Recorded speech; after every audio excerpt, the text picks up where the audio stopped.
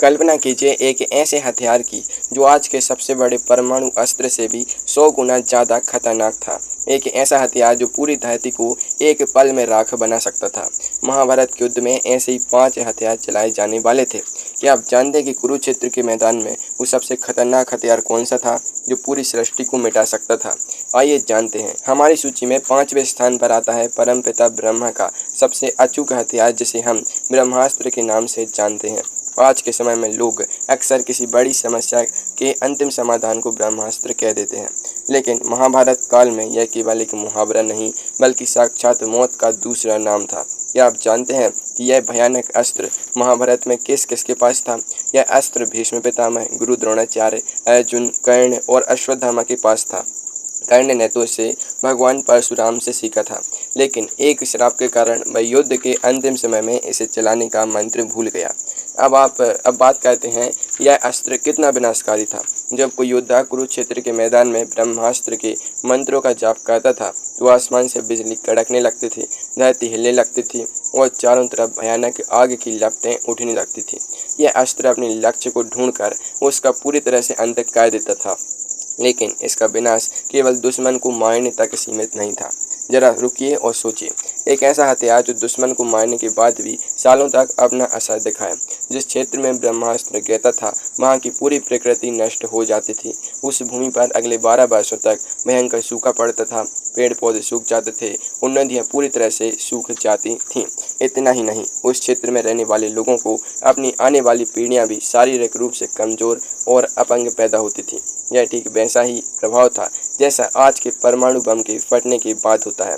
लेकिन आपको जानकर हैरानी होगी कि इतना खतरनाक होने के बाद भी ब्रह्मास्त्र हमारी सूची में सबसे नीचे है। सोचिए इससे ऊपर वाले हथियार कितने भयानक रहे होंगे। अब आगे बढ़ते हैं हमारे चौथे स्थान की तरफ। इस स्थान पर आता है भगवान विष्णु का साक्षात और अमोघ हथियार, जिसे वैष्णवास्त्र कहा जाता है। यह एक ऐसा अस्त्र था जिसके सामने संसार का कोई भी योद्धा टिक नहीं सकता था। यहाँ तक कि अर्जुन के पास भी इसका कोई सीधा मुकाबला नहीं था। महाभारत के युद्ध में यह अस्त्र कौरवों की सेना की ओर से लड़ रहे राजा भगदत्त के पास था।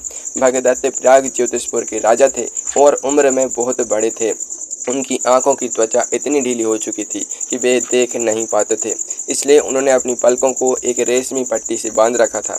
जब युद्ध के 12वें दिन भगदत्त का सामना अर्जुन से हुआ तो अर्जुन के प्रहारों से परेशान होकर भगदत्त ने अपने हाथी पर बैठे बैठे ही वैष्णवास्त्र का आवाहन कर दिया।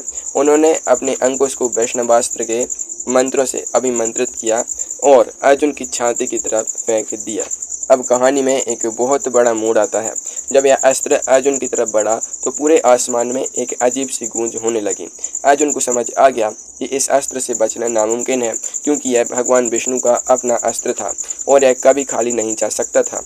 अर्जुन ने अपनी आंखें बंद कर लीं और मौत का इंतजार करने लगे। लेकिन तभी कुछ ऐसा हुआ जिसकी कल्पना किसी ने नहीं की थी। भगवान कृष्ण, जो अर्जुन के रथ के सारथी थे, अचानक उनके सामने आकर खड़े हो गए। उन्होंने अर्जुन को पीछे धकेला और उस भयानक वैष्णवास्त्र को सामने अपनी छाती पर ले लिया। जैसे ही वह अस्त्र भगवान कृष्ण के सीने से टकराया, उसकी सारी विनाशकारी ऊर्जा अचानक शांत हो गई और वह अस्त्र एक सुंदर फूलों की वैजंती माला बनकर श्री कृष्ण के गले में सज गया। सोचिए, जो हथियार साक्षात भगवान को स्वयं आगे आकर रोकना पड़ा, वो कितना विनाशकारी रहा होगा। अगर भगवान कृष्ण उस दिन वहां न होते तो महाभारत का युद्ध उसी 12वें दिन समाप्त हो गया होता और पांडवों का नामो निशान मिट जाता। हमारी सूची में तीसरे स्थान पर एक ऐसा अस्त्र है जिसका नियम सुनकर आपके रोंगटे खड़े हो जाएंगे। एक ऐसा अस्त्र जिससे आप जितना ज़्यादा लड़ेंगे उतना ही ज़्यादा ताकतवर और हिंसक होता जाएगा। इस अस्त्र का नाम है नारायणास्त्र। यह भी भगवान नारायण यानी भगवान विष्णु का ही एक अत्यंत उग्र रूप था। यह अस्त्र महाभारत में गुरु द्रोणाचार्य के पास था, जिन्होंने इसे अपने पुत्र अश्वत्थामा को दिया था। जब महाभारत युद्ध के 15वें दिन पांडवों ने छल से गुरु द्रोणाचार्य का वध किया तो अश्वत्थामा क्रोध से अंधा हो गया। अपने पिता की मृत्यु का बदला लेने के लिए उसने पांडव सेना के सामने खड़े होकर नारायणी अस्त्र का प्रयोग कर दिया। जैसे ही अश्वत्थामा ने इस अस्त्र को छोड़ा, कुरुक्षेत्र का पूरा आसमान काला हो गया। बादलों के बीच से लाखों की संख्या में जलते हुए तीर, गदाएं, भारी चक्र और त्रिशूल नीचे गिरने लगे। पांडव सेना के हजारों सैनिक और हाथी एक ही पल में जलकर राख होने लगे। पांडवों को समझ नहीं आ रहा था कि इस तबाही को कैसे रोका जाए। तभी भगवान कृष्ण ने चिल्लाकर पूरी पांडव सेना से कहा कि अपने अपने हथियार जमीन पर फेंक दो, अपने रथों से नीचे उतर जाओ और इस अस्त्र के सामने पूरी तरह से झुक जाओ। अपने मन में युद्ध का विचार भी मत लाओ। नारायण अस्त्र की यह विशेषता थी। यह केवल उन्हीं पर वार करता था जो हथियार उठाए हुए होते थे या मन से लड़ने की इच्छा रखते थे।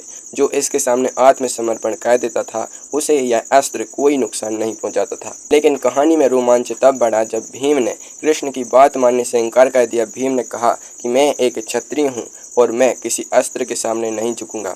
जैसे ही भीम ने अपनी गदा उठाई, नारायण अस्त्र की पूरी ताकत भीम की तरफ मुड़ गई और उन पर आग की अचानक भयानक बौछार होने लगी। भीम पूरी तरह से जलने लगी। तब अर्जुन और भगवान कृष्ण ने दौड़कर भीम को रथ से नीचे खींचा, जबरदस्ती उसकी गदा को दूर फेंका और उन्हें भूमि पर झुकाया।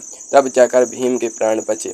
यह अस्त्र इतना विनाशकारी था कि अगर पांडव सेना आत्मसमर्पण न करती तो कुछ ही मिनटों में पूरी सेना का अंत तय था। बात कर जो तबाही की सारी सीमाओं को पार कर जाता है। हमारी सूची में दूसरे स्थान पर है ब्रह्मास्त्र अस्त्र। क्या आप जानते हैं कि यह अस्त्र पहले बताए गए ब्रह्मास्त्र से भी 4 गुना ज़्यादा शक्तिशाली और विनाशकारी था। इसके नाम में ही सिरा जुड़ा हुआ है, जिसका अर्थ है सिर। इस अस्त्र के आगे के भाग पर ब्रह्मा जी के 4 सिर दिखाई देते थे, जो चारों दिशाओं में आग उगलते थे। महाभारत में यह अस्त्र केवल गुरु द्रोणाचार्य, अर्जुन और अश्वत्थामा के पास था। लेकिन अश्वत्थामा के साथ एक बहुत बड़ी समस्या थी।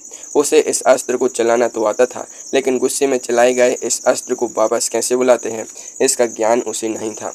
महाभारत युद्ध के बिल्कुल अंतिम दिनों में जब कौरव हार चुके थे, तब अश्वत्थामा ने पांडवों के अंतिम वंश को नष्ट करने के लिए घास के एक तिनके को ब्रह्मास्त्र अस्त्र में बदल दिया और उसे छोड़ दिया। इस महाविनाश को रोकने के लिए अर्जुन ने भी भगवान कृष्ण के कहने पर अपना ब्रह्मास्त्र अस्त्र हवा में छोड़ दिया।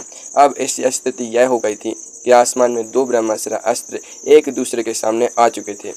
इस दृश्य की कल्पना कीजिए। ऐसा लग रहा था जैसे आसमान में 2 नहीं बल्कि सैकड़ों सूर्य एक साथ चमक रहे हों।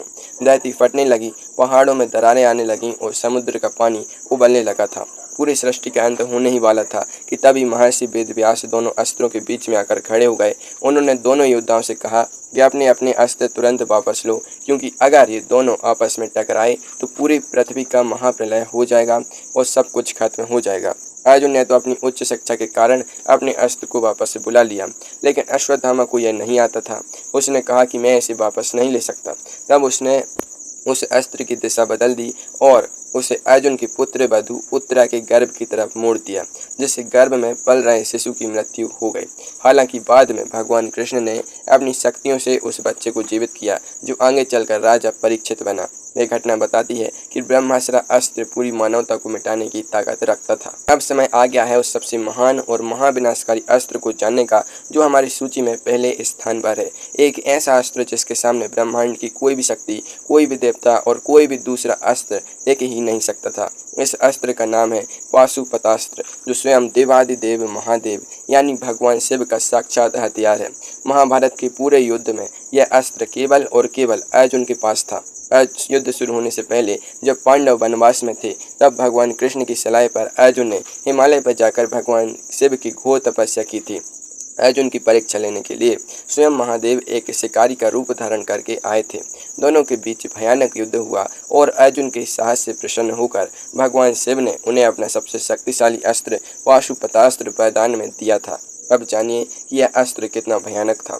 पाशुपतास्त्र को चलाने के लिए किसी भारी धनुष या बाण की जरूरत नहीं होती थी। इसे केवल मन के संकल्प से, आंखों के इशारे से या फिर केवल कुछ शब्दों के उच्चारण से ही छोड़ा जा सकता था। यह अस्त्र सीधे मनुष्य के मन और उसकी आत्मा पर प्रहार करता था। ग्रंथों के अनुसार अगर इस अस्त्र को एक बार पूरी शक्ति से छोड़ दिया जाए तो यह पूरी सृष्टि को, सभी ग्रहों को, देवताओं को और हर जीवित प्राणी को एक ही पल में भस्म कर सकता था। यह साक्षात महाकाल का अस्त्र था, जो प्रलय लाने के लिए ही जाना जाता था। लेकिन अब आपके मन में एक सवाल उठ रहा होगा कि जब अर्जुन के पास इतना शक्तिशाली हथियार था, तो उन्होंने महाभारत के युद्ध में इसका उपयोग क्यों नहीं किया? इसका उत्तर बहुत ही गहरा है। भगवान शिव ने जब अर्जुन को यह अस्त्र दिया था, तो उन्होंने एक बहुत सख्त चेतावनी भी दी थी। महादेव ने कहा था कि अर्जुन, इस अस्त्र का प्रयोग कभी भी किसी कमजोर, सामान्य या इंसानी योद्धा पर मत करना। इसे केवल तभी चलाया जा सकता है जब सामने कोई ऐसी आसुरी शक्ति हो जिसे हराना असंभव हो। अगर इसका प्रयोग सामान्य युद्ध में किया जाता तो यह पूरी प्रकृति के संतुलन को हमेशा के लिए बिगाड़ देता। न कौरव बचते, न पांडव बचते और न ही यह धरती बचती।